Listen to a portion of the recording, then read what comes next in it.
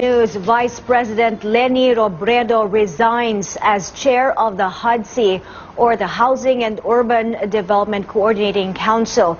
She has just released a statement, and I will read it to you. She says, "We had hoped this day would not come. I had been warned of a plot to steal the vice presidency. I have chosen to ignore this and focus on the job at hand. But the events of recent days indicate that this plot is now being set into motion. From the very beginning, the president and I had major differences in principles and values.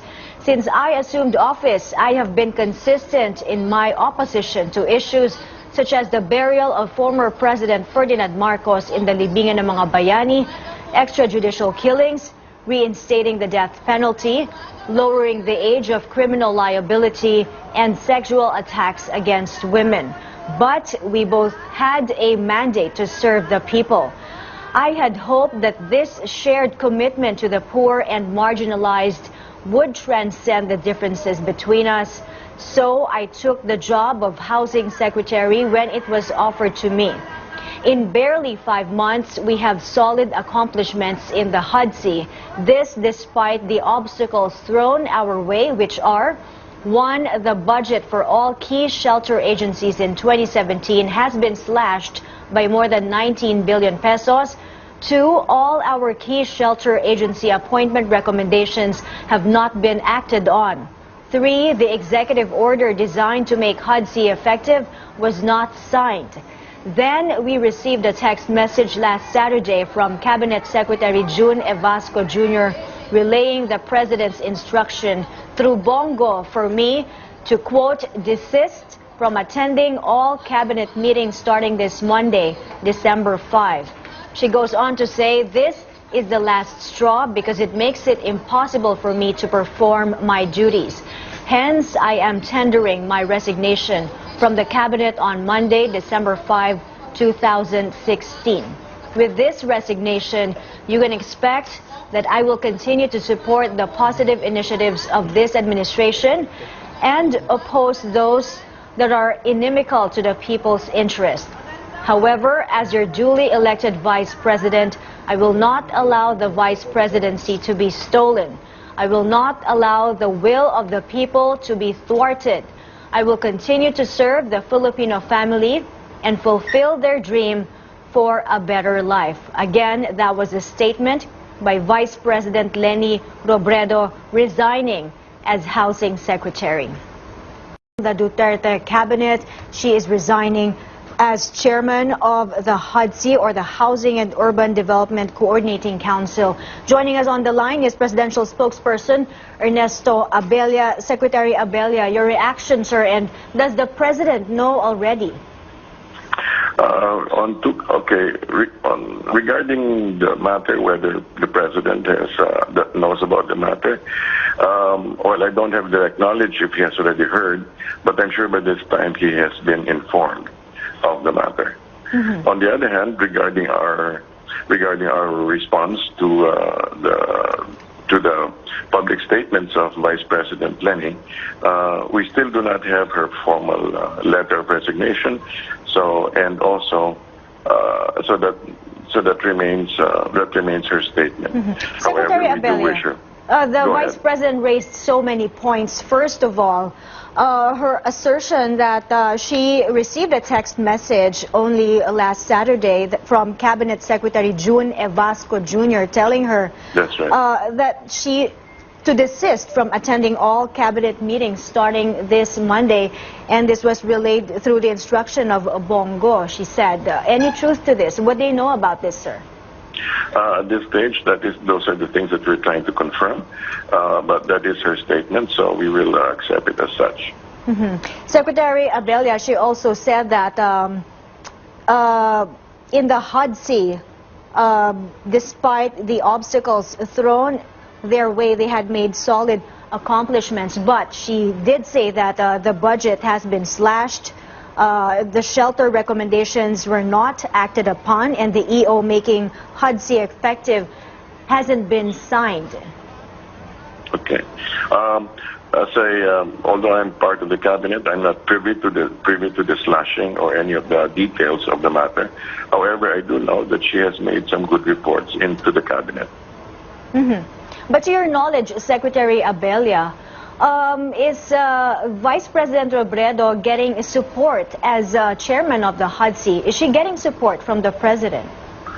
As far as I know, it seems the relationship seems warm, and there seems to be good rapport in the cabinet meetings. Yes. The Vice President also said there is a plot, or she had been warned of a plot to steal the Vice Presidency, and recent events show that this plot is now being set into motion. Malacanang's reaction, Secretary? Regarding any plot we're not aware of, at least the office of this presidential spokesperson is not aware of any plot to steal the Vice Presidency. However, this is her impression, so we need to just listen to what she's saying. Secretary, you described, how is the relationship between Vice President Robredo and President Duterte? You described it earlier as, did you say warm? Yes, based on the cabinet meetings, yes. There seems to be a good back and forth, yes. Have they met several times already, or other than cabinet meetings, have they met separately? Have they met separately? I'm not sure if they have done that. But as far as I know, whenever they meet and whenever there's a discussion, there is no tension. There doesn't seem to be any tension, except that there seems to be a healthy back and forth response. You said there's no tension, but clearly they disagree on several national issues, and the Vice President said she has been consistent in her opposition to these issues, such as the burial of former President Marcos at the libingan ng mga bayani, and the issue of extrajudicial killings, and also she mentioned the reinstating the death penalty, which she says she's been opposed to.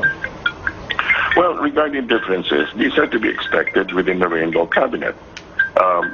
In fact, there are cabinet secretaries who have said that, for example, Judith Tagliano has said that she doesn't quite agree with the burial. However, she continues to remain within the cabinet and to work with the administration of President Duterte. So differences like these are part of the democratic process. Secretary Abella, you said the instruction to Vice President Robredo not to attend cabinet meetings beginning tomorrow. You are going to look into this? We are verifying the statement. We are verifying. We're in the process of, and in a few minutes we will be coming out with some form of a statement, at least addressing the matter.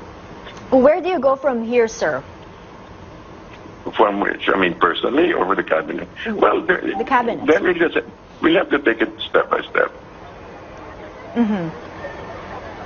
Okay, thank you so much for your time. Thank you for talking to us. That was Presidential Spokesperson Ernesto Abella. Hindi na ako nagulat nung tinawagan niya ako kasi when I visited him in Malacanang, parang he already told me, I want you to be a part of my cabinet.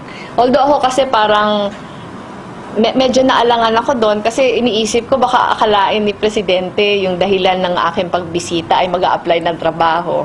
So ang sagot ko yata sa kanya, Mr. President, that's not what I came here for po. Tapos inulit niya ulit, I want you to be a part of my cabinet. Tapos ang sabi ko, basta Mr. President, with or without a cabinet post, you have my full support. Kaya nung tinawagan niya, ang sabi niya, pag-aaralan niya kung ano yung mga available. Ang sabi niya, give me 1 week. Pero ako, hindi ko naman siya masyadong, I didn't give it much thought. Kasi alam ko na marami namang pangalan ni kino-consider. So when he called me up yesterday, parang hindi na masyadong nagulat. Kasi ang alam ko naman kaya hindi niya ako kinonsider before, kasi hindi kami magkakilala. Which was understandable kasi if you're appointing a member of the cabinet, dapat full trust and confidence mo yun kasi siya yung magiging alter ego mo. Siguro nung nakilala niya na ako, yun yung nag-pave the way kung bakit may change of heart. Yung sa akin naman kasi, hindi naman ako umuurong sa trabaho. Tingin ko yung posisyon na inoffer sa akin, isang platform para lalo ako mas makatulong. Lalo na kasi housing ito. Ito talaga yung issue na very close to my heart. Hindi lang dahil sa advocacy siya ni Jessie, pero dahil sa matagal na panahon ko sa civil society, matagal na panahon ko sa saligan as an alternative lawyer, isa talaga ito sa pangunahing issues na ipinaglaban. So ngayon na binibigyan ako ng pagkakataon, sabi ko naman sa sarili ko, aayaw pa ba ako na binibigay sa akin yung opportunity?